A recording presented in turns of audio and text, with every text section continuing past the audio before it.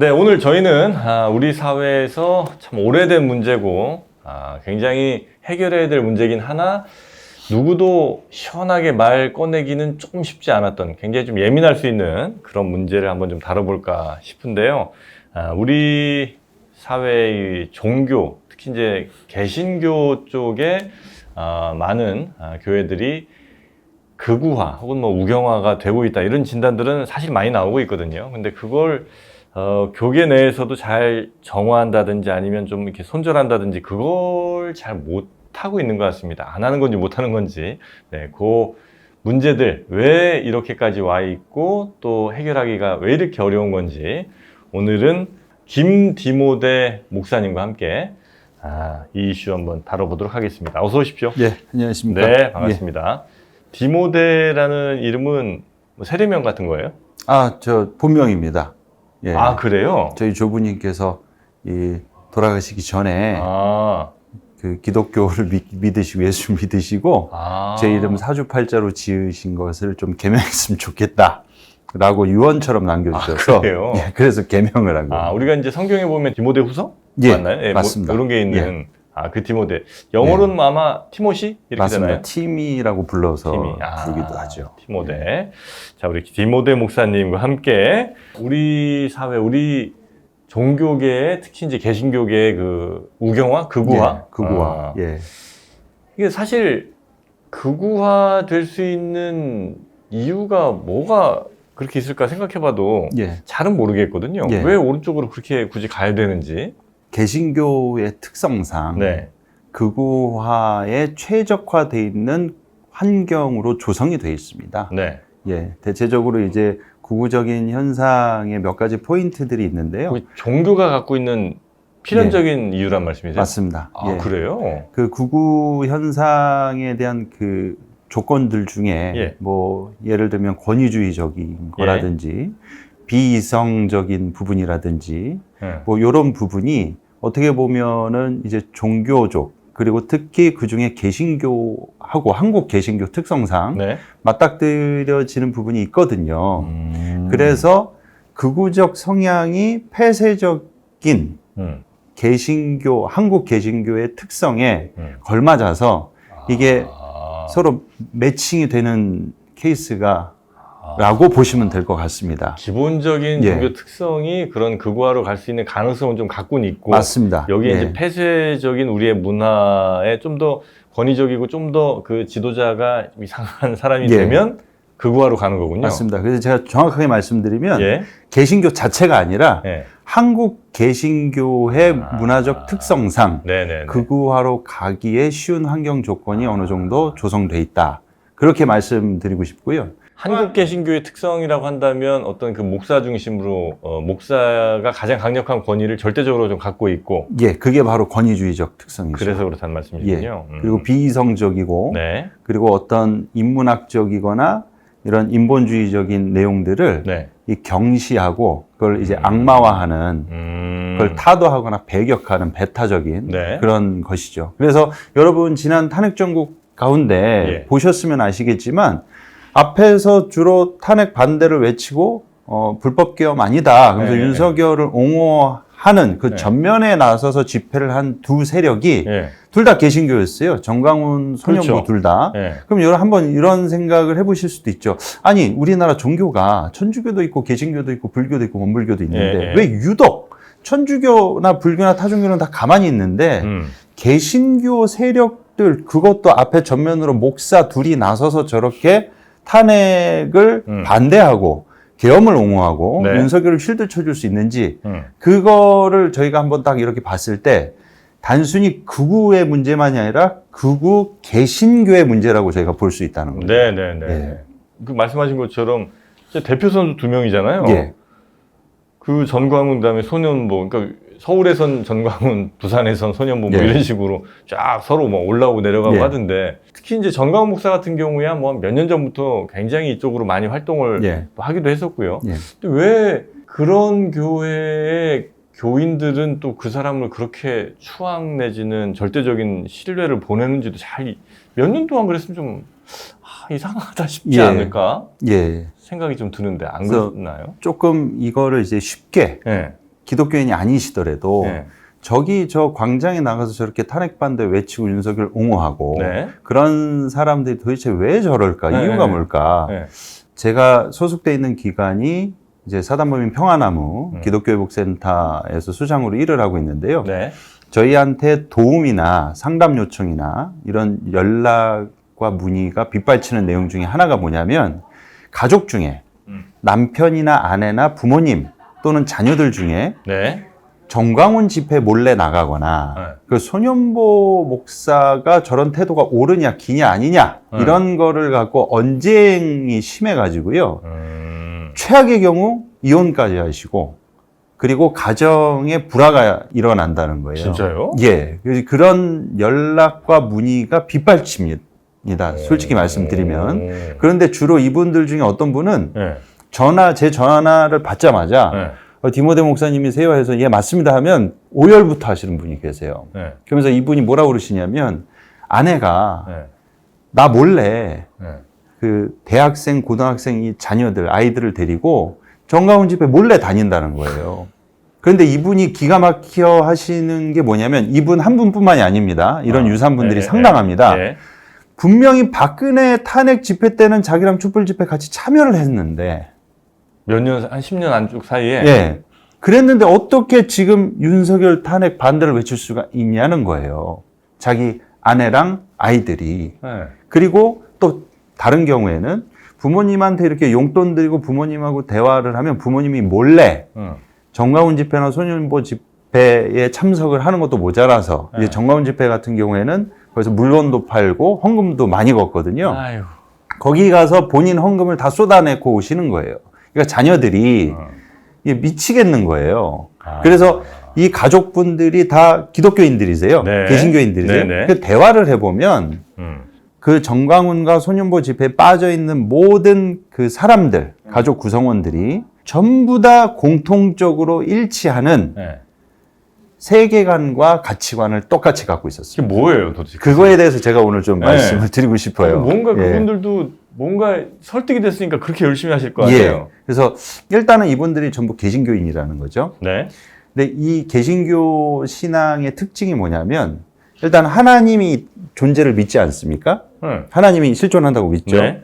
동시에 사탄, 마귀, 악마도 실존한다고 믿습니다. 예. 그러면 우리가 흔히 교회 안 다니시는 분들도 하나님은 선하신 역할을 하실 거 아니에요? 그러니까 악마, 마귀, 사탄은 악한 역할을 할 거 아니겠습니까? 그러면 어떻게 악한 역할을 하냐는 거예요. 바로 사람을 통해서 그런 일들을 한다는 거죠. 아, 영적 존재가 아니라? 예, 그러니까 영적 존재로 실존하는데 네. 그 영적 실존하는 하나님과 네. 사탄, 마귀의 존재들은 네.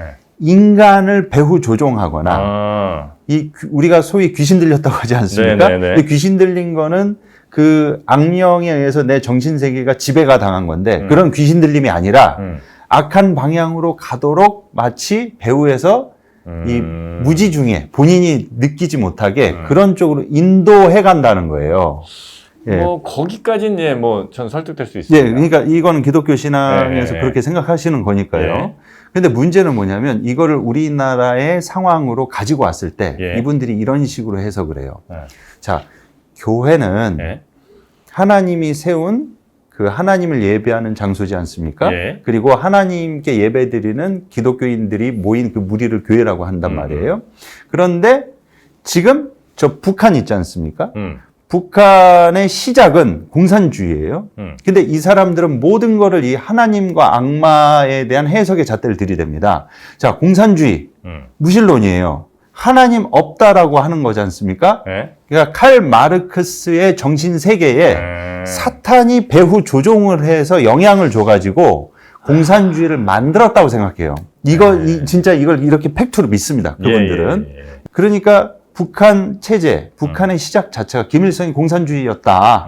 그러니까 북한이란 국가, 그리고 3대 세습하지 않았냐? 그러니까 북한의 체제와 시스템의 그 배후에 영적 존재인 사탄이 북한을 장악하고 있다. 아, 그래서 사탄의 예. 힘으로 만든 나라가 북한이다. 맞습니다. 그리고 이슬람 국가도 사탄의 힘으로 만든 국가입니다. 그러니까 미국을 이 사람들이 좋아할 수밖에 없는 게 미국은 청교도들, 개신교인들이 세운 국가라는 거예요. 네네네.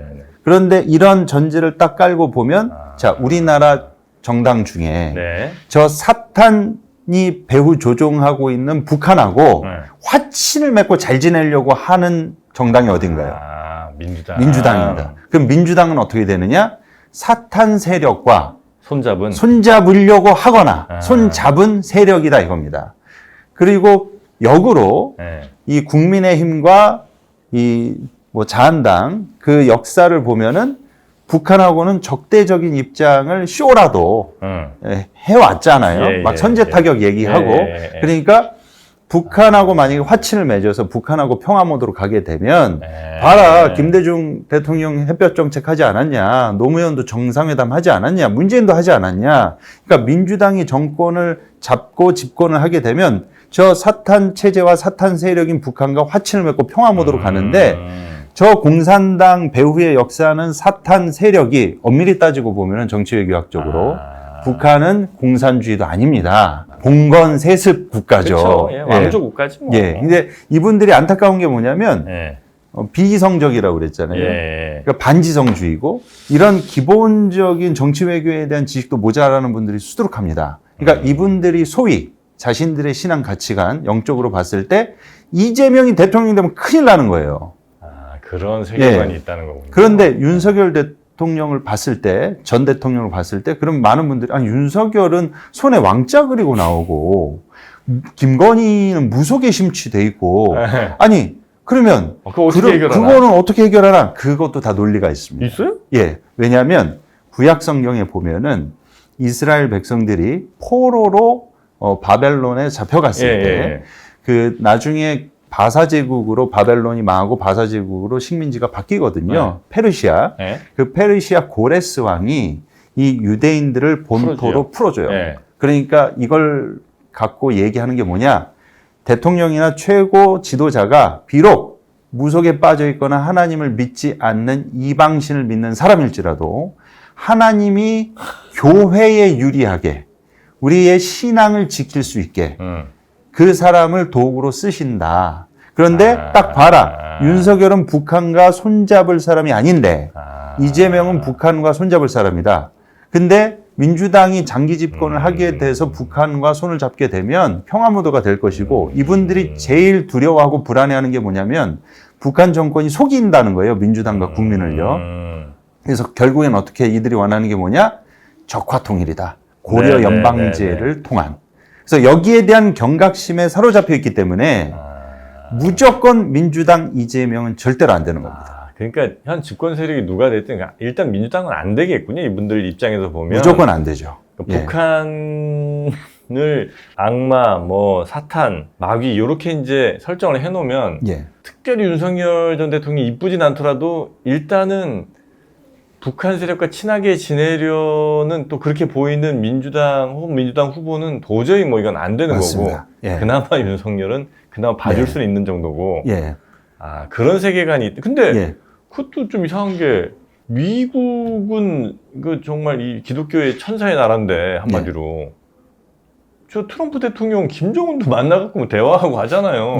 지금도 또 만나려고 하는 것 같은데 그거 어떻게 해결하나? 근본적으로 이 사람들은 한국 교회가 위기에 처하느냐, 보호받을 수 있느냐, 그게 기준입니다. 그러니까 트럼프가 김정은을 만난다 하더라도 군사력이며, 그리고 트럼프 자체며, 기독교 배경이 있고, 그리고 미국 대통령은 미국 자체가 하나님께서 세우신 기독교 국가이기 때문에 뭐 의심의 여지가 전혀 의심의 여지가 없습니다. 심지어 트럼프가 통일교 행사 축전을 보냈다 하더라도 그것도 문제되지 않습니다. 왜?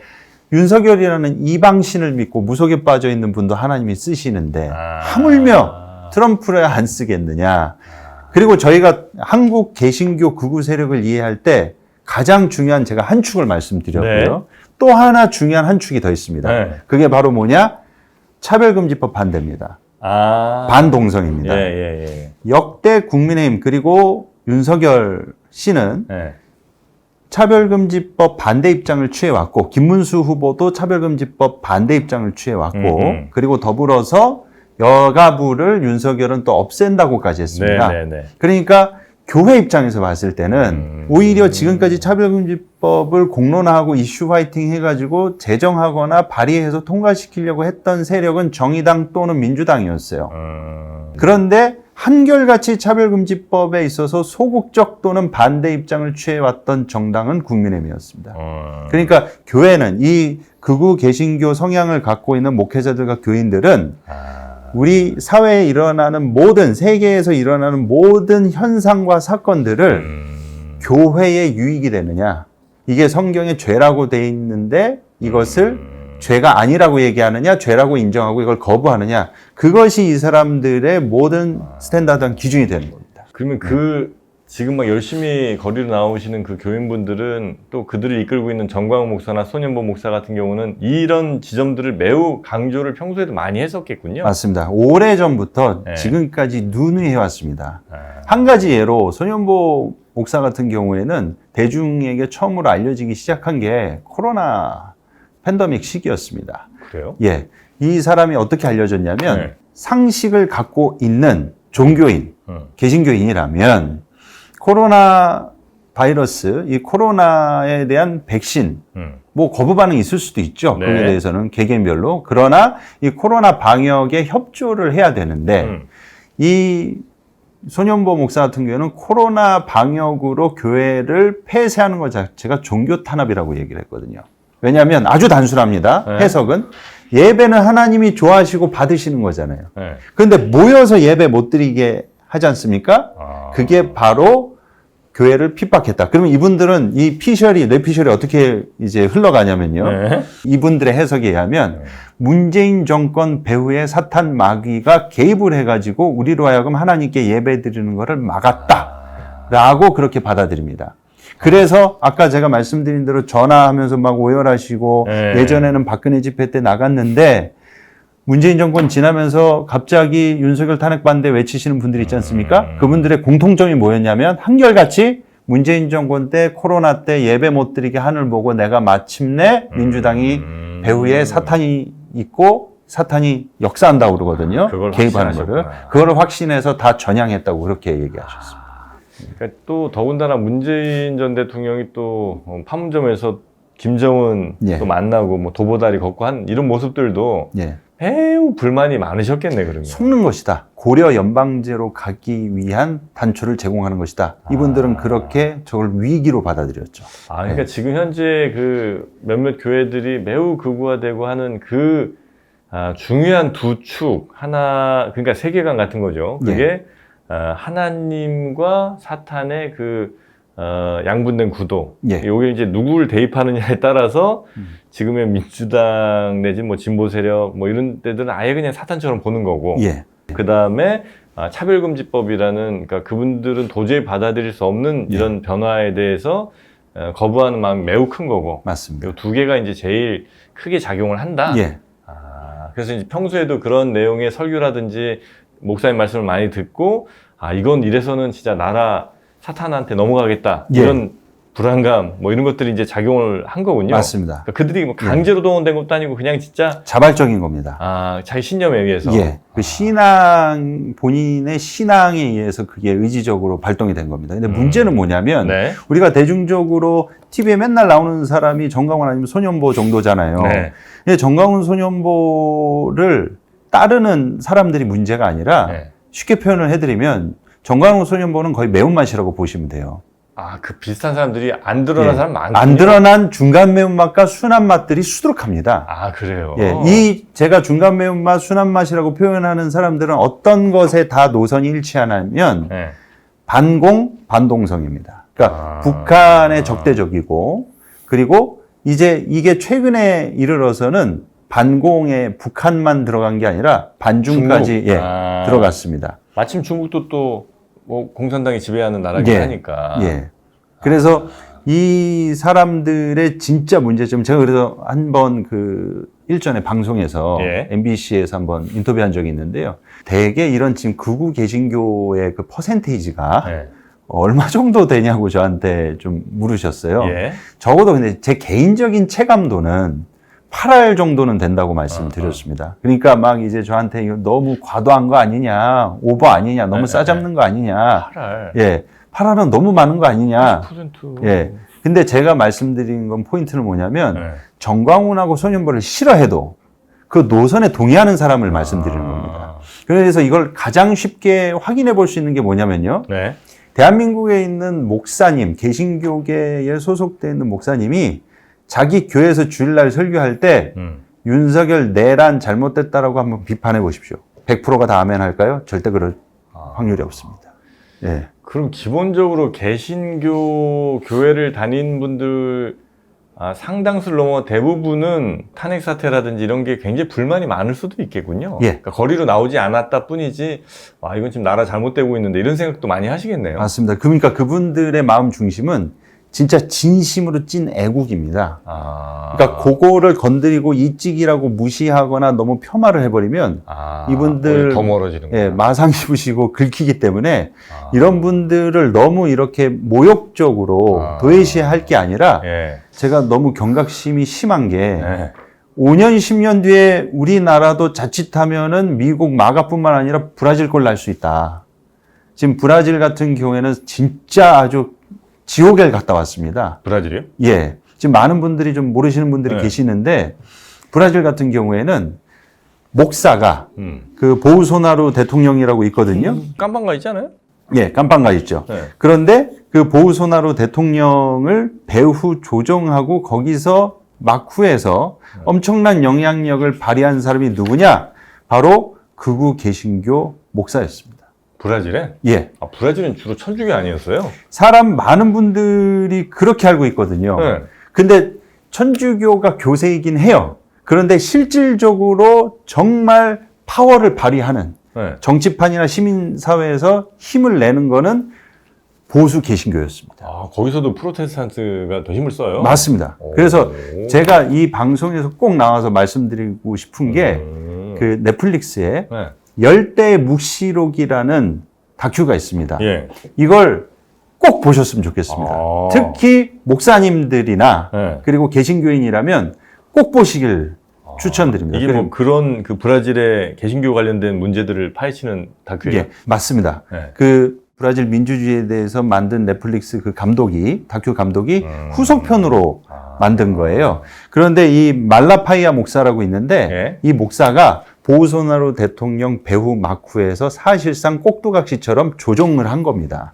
그 이 목사의 영향력이 어느 정도냐면 우리나라로 치면 정광훈, 손연보, 건진, 천공, 김건희를 합친 정도의 파워를 갖고 있는 목사입니다. 진짜요? 개신교 목사입니다. 브라질에서? 예. 그래서 많은 분들이 아니 브라질에서 그 민주주의를 이제 공격하는 검찰, 브라질도 마찬가지로 검찰이 이렇게 우리나라 윤석열처럼 룰라 대통령 막 그 억울하게 감옥에 넣고 대통령으로 이제 집권했다가 나중에 또 민주화가 돼가지고 룰라 대통령 재선에 성공하고 보우소나루는 감옥 갔다 그렇게만 알고 계시잖아요. 그거 표면적으로만 알고 계시는 겁니다. 그 뒤에서 이 모든 것을 계획하고 배후 조종한 막후에서 실세였던 사람이 누구냐? 이 개신교 목사 말라파이아 목사입니다.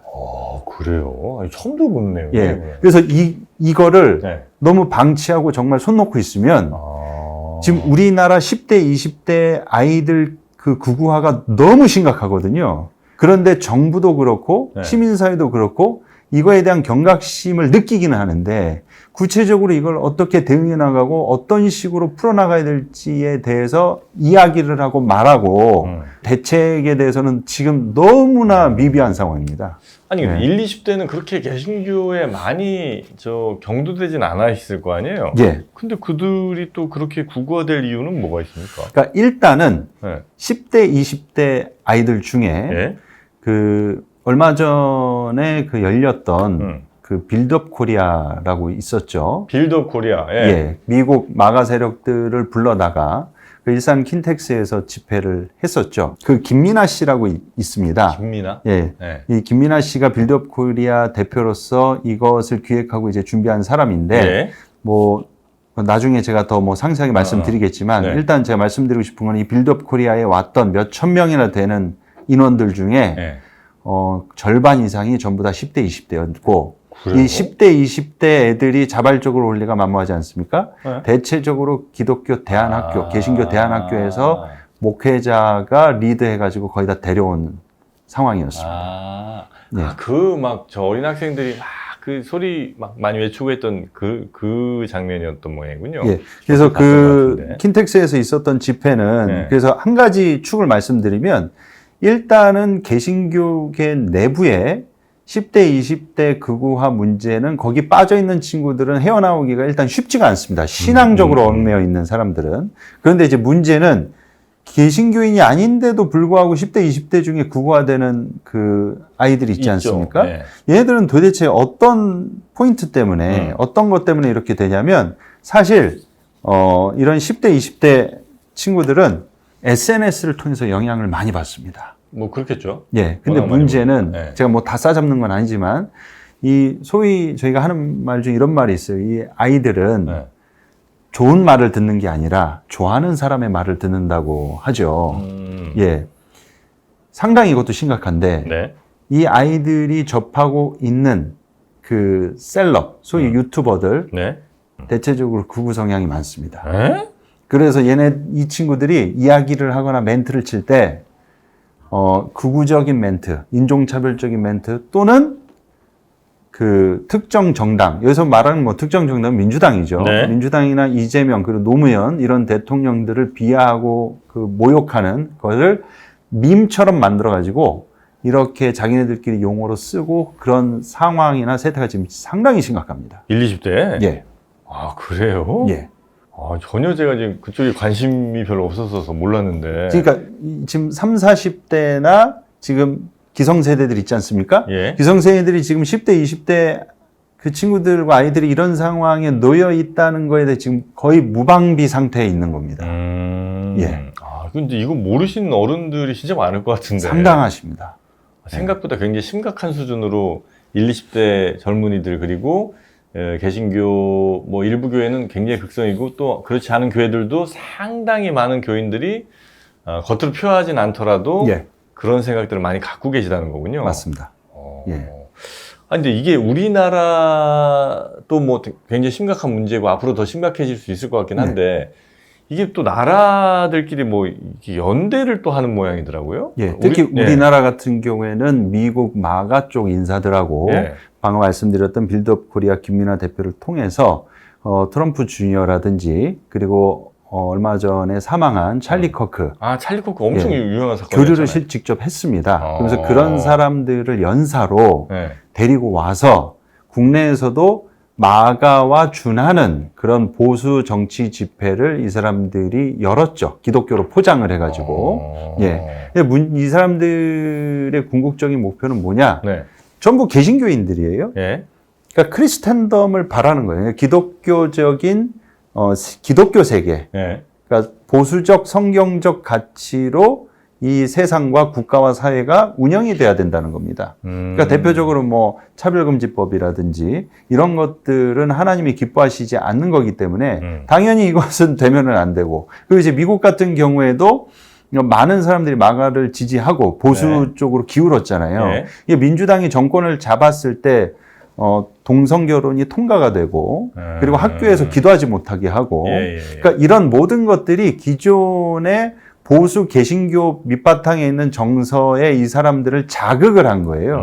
그래서 그 반동으로 트럼프한테 그 지지가 당연히 흘러가게 되고 역으로 우리나라에도 이러한 분위기를 똑같이 수입을 해서 자, 미국이 저렇게 민주당 정권이 잡았을 때 다문화되고 다종교화되고 저런 게 결과적으로는 교회에 악영향을 주고 미국이 쇠퇴의 길을 걷게 만드는 근본 원흉이 됐기 때문에 네. 우리 한국은 저들과 같은 전철을 밟아서는 안 된다. 그래서 그것을 좀 사전 예방하기 위해서 네. 그런 마가를 벤치마킹해서 우리나라에도 빌드업 코리아라는 판을 깔고 이 판의 그 국내 스폰 같은 경우에는 이 뭐 언론 보도를 통해서 어느 정도 드러났죠. 신세계 정용진 씨, 예, 독실한 개신교 신자로 알려져 있습니다. 예, 여기서 제가 말씀드린 독실하다는 건 신앙이 좋다기보다 네. 제가 방금 말씀드린 이런 신앙관에 거의 좀 빠져 있다고 보시면 될 것 같죠. 그리고 해외 스폰 같은 경우에는 네.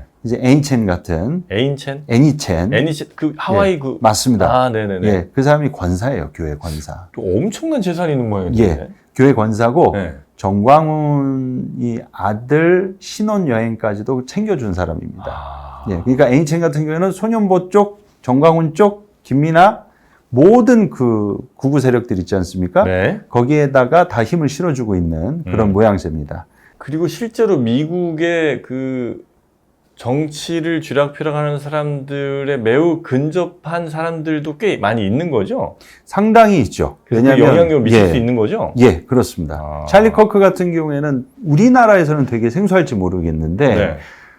미국에서는 제가 지난번에도 좀 이런 표현을 썼지만 정영진님하고 최욱님하고 이준석을 합친 사람이라고 보시면 됩니다. 누가? 찰리 커크가?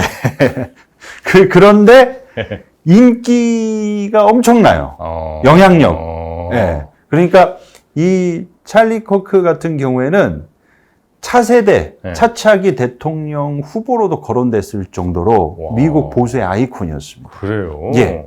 그래서 이 사람을 빌드업 코리아에 불러서 이번에 집회를 했었죠. 그리고 이 찰리 커크가 실제로 미국 20, 30대가 트럼프를 지지하도록 만든 장본인입니다. 네. 그래서 트럼프의 총애를 받았어요.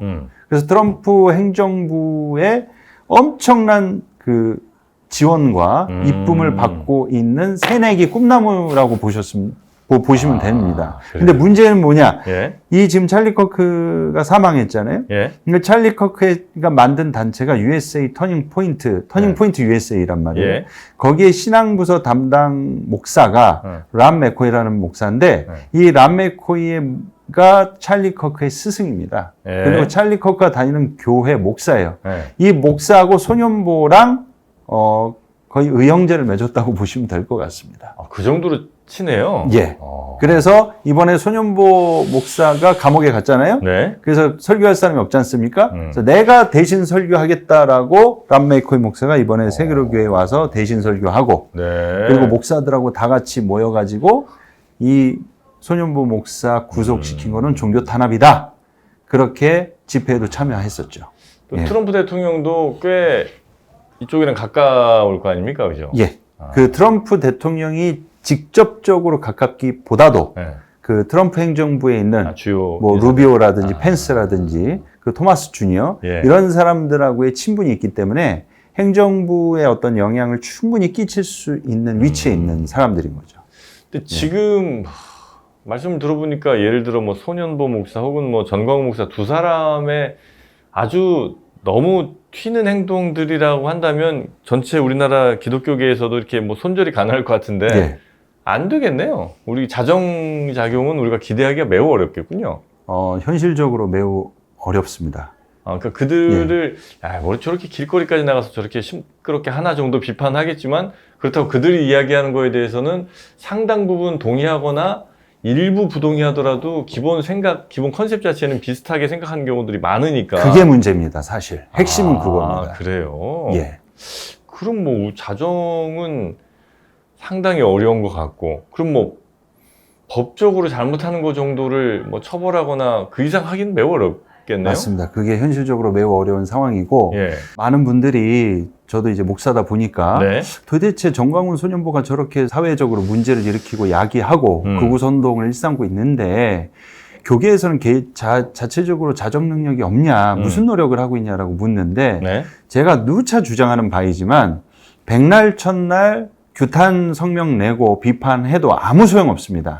정광훈 캐릭터 같은 사람들은 자기 비판하죠. 그러면 좌파들한테 핍박받는다고 자기 도와달라고 읍수하면서 오히려 코인 올립니다.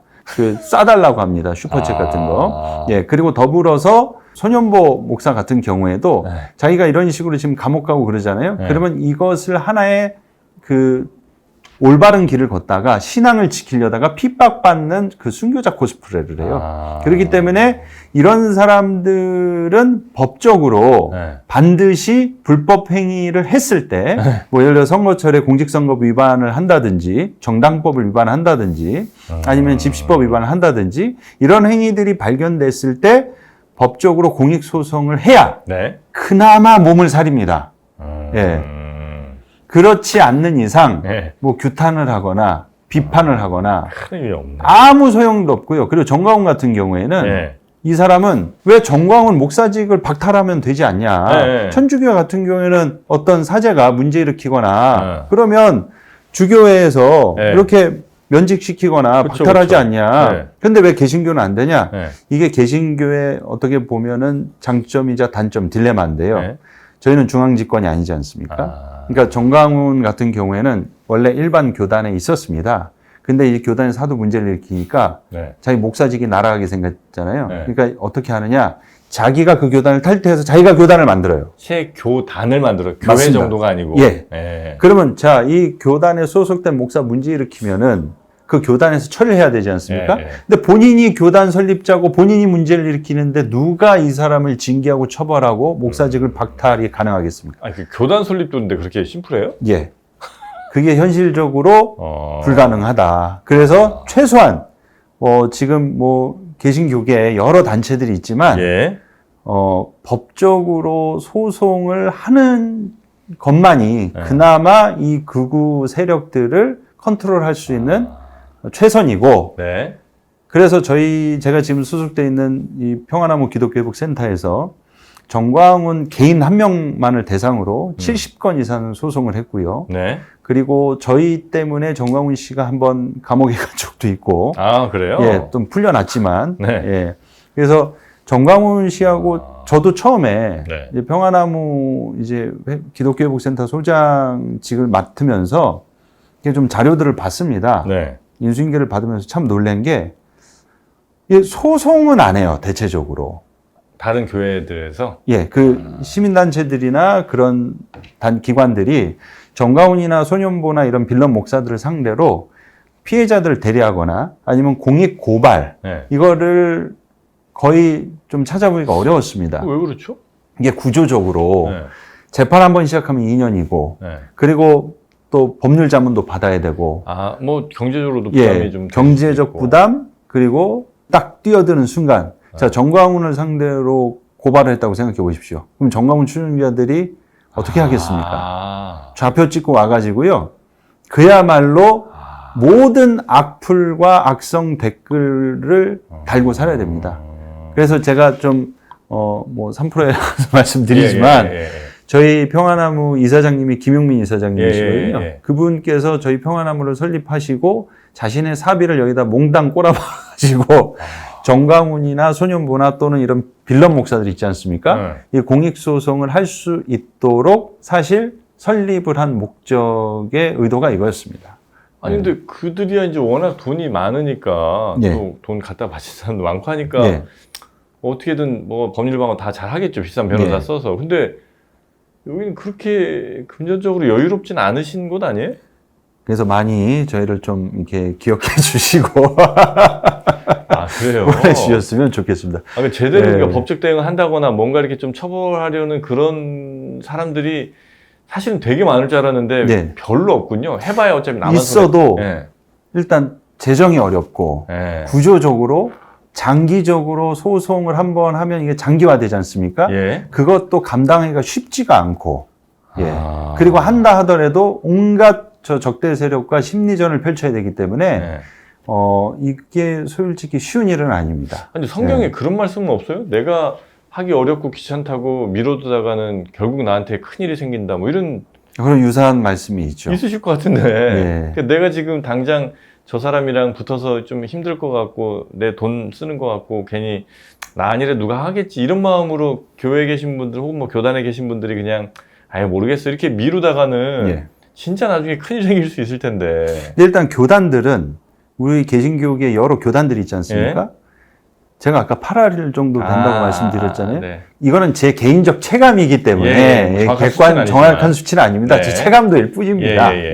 지금 교단 분위기는 어떠냐면요. 정광훈을 이단으로 규정하는 것도 지금 거의 지지부진하고 있습니다. 왜냐? 정광훈 씨는 하나님 까불면 나한테 죽는다 그랬거든요. 그걸 한 번만 한 게 아니에요. 2번 이상 했습니다. 그리고 더불어서 정광훈 씨는 지금까지 정말 기상천외한 발언들을 많이 했거든요. 이거는 뭐 해석의 여지 없이 신성모독적인 발언을 수없이 했습니다. 근데 문제는 이 사람을 놓고 이단 규정 자체가 쉽지가 않은 게 정광훈이 좀 거칠고 네. 꼴배기 싫고 그래도 네. 저 사람이 지금 지향하고 있는 반공과 반동성애는 맞으니 하나님의 도구로 쓰임받고 있는 거 아니냐. 그래서 이 사람을 암묵적으로 옹호하거나 동조하는 세력들이 예. 적지 않은 수가 대한민국 개신교 교단에 같이 포함이 되어 있습니다. 그래서 사실 규정하기가 어렵습니다. 근데 이거는 어떤 뭐 민간 교회나 또 여기 이래서는 안 된다는 생각을 가진 뭐 몇몇 사람들에게 그냥 맡겨줘서는 이거 해결하기는 좀 어려울 것 같고. 예. 예를 들면 뭐 거리 집회나 이런 걸 할 때 뭐 어떤 제한을 좀 둔다든지 이런 걸 좀 정부 차원이든 뭐 지자체든 뭐 이런 데서 해야지 그냥 그런 뭐 김흥민 이사장이나 우리 목사님 같은 분들이 그냥 가계파하고 이 계란으로 바위치기지 이게 잘 되겠나 싶은 생각이 좀 듭니다. 그래도 지치실 거고 또. 예, 그래도 나름 사명감을 갖고 지금까지 해왔고 그리고 좋은 그래도 성과들이 있었기 때문에 그래요. 실제로 저희가 이제 선거철만 되면은 네. 이 목회자들 중에 대놓고 민주당 사탄이다. 민주당 뽑으면 안 된다.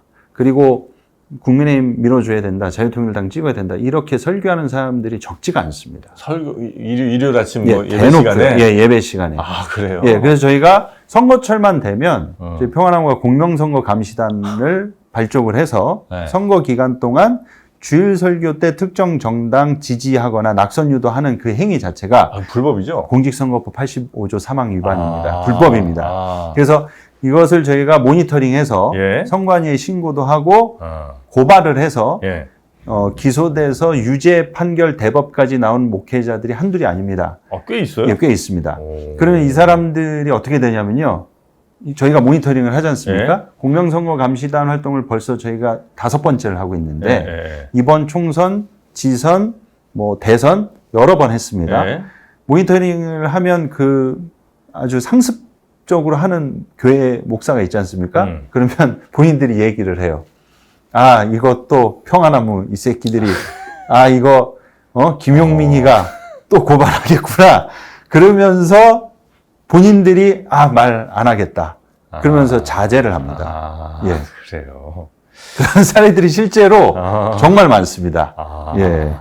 근데 이게 뭐 이런 거 믿는 사람도 있고 저런 거 믿는 사람도 있고 그냥 다양성을 받아들여야지 뭐 이렇게 생각할 수 있는 수준은 이미 좀 넘어선 것 같고. 예. 그리고 실제 현실 정치에도 지나치게 개입을 한다거나 아니면 너무 왜곡된 사실이나 왜곡된 주장 혹은 극단적인 뭐 폭력적인 상황 이런 것들이 너무 연출이 좀 되니까 분명히 이거는 이쯤에서는 한번 브레이크를 확실히 좀 걸어줘야 될 것 같은데 말씀 들어보니까 뭐 평안나무라는 곳에서 열심히 하시지만 이 수많은 교회들 이걸 다 하기 좀 어려울 현실적으로 역부족이죠. 그렇겠죠. 그리고 이제 시민단체 포지션에서 이런 극우 선동을 하거나 불법 행위를 일삼는 것은 불법 행위가 발생되면 제재가 가능한데 이런 주장의 뭐 반중에 대해서 그 신앙적인 사상이나 종교적인 메시지를 하는 것을 막을 수는 없단 말입니다.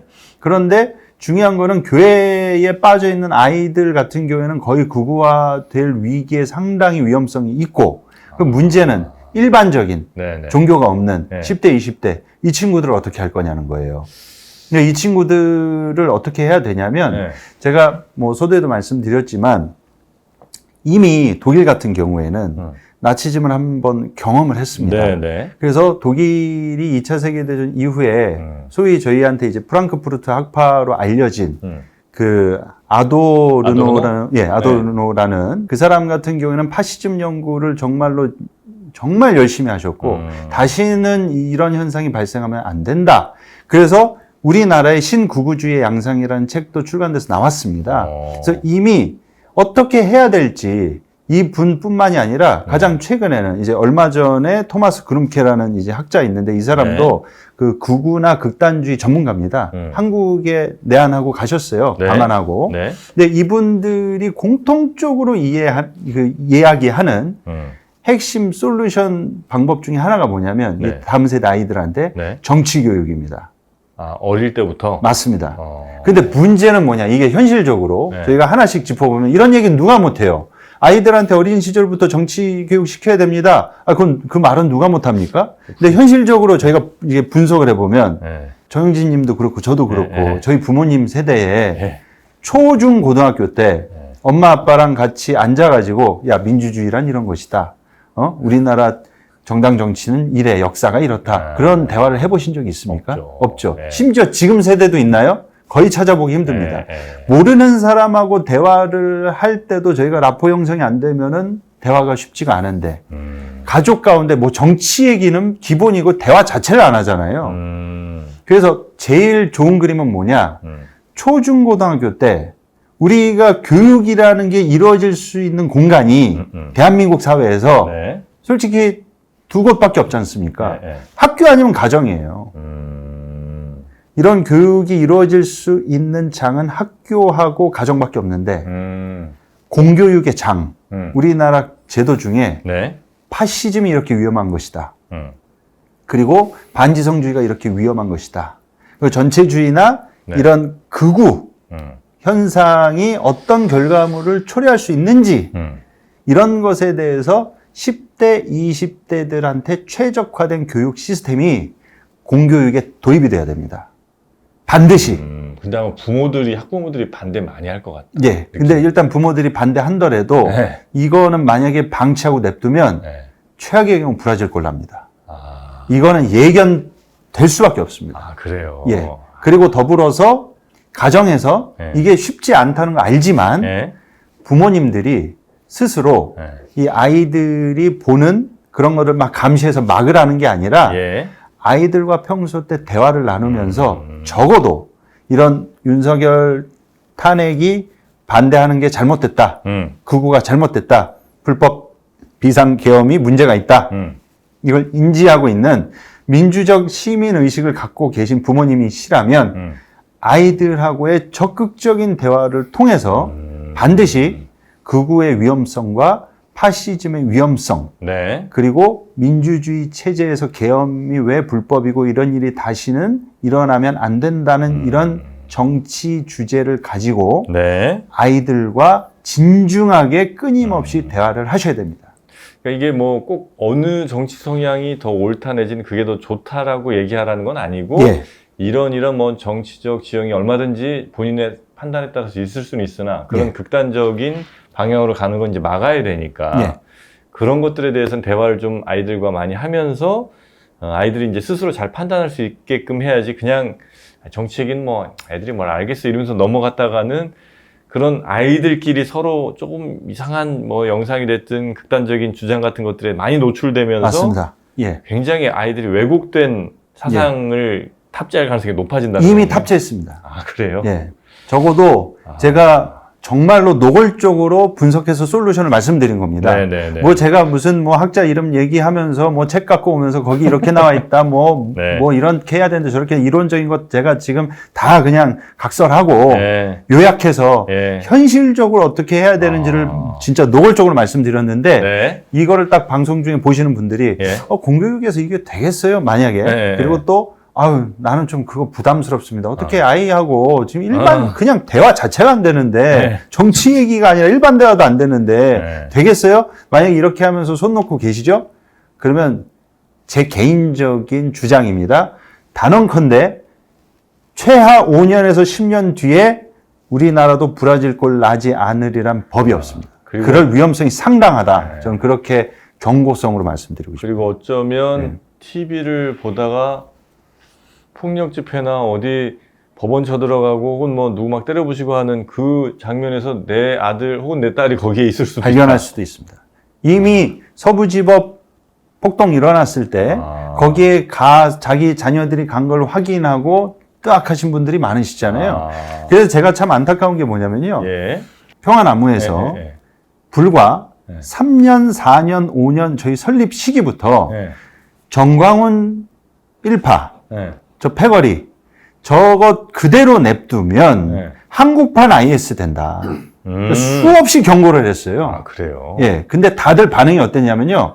저런 무식한 소리하고 저런 몰지각한 말하고 저렇게 천박하게 얘기하는데 저거에 도대체 누가 놀아나가지고 전 폭력 행위까지 이어질 수 있겠냐 하고 다 코웃음 쳤습니다. 그러나 실제 뭐 꼭 IS까지인지 모르겠지만 예. 굉장히 극단적으로는 이미 갔고 폭력 행위를 이 사람들은 예. 합리화시키는 심리 기제가 작용하기 때문에 사탄, 악마, 마귀를 처단하려면 맞습니다. 바로 그 포인트입니다. 해야 되겠죠. 예. 예. 예. 뭘 못하겠어요.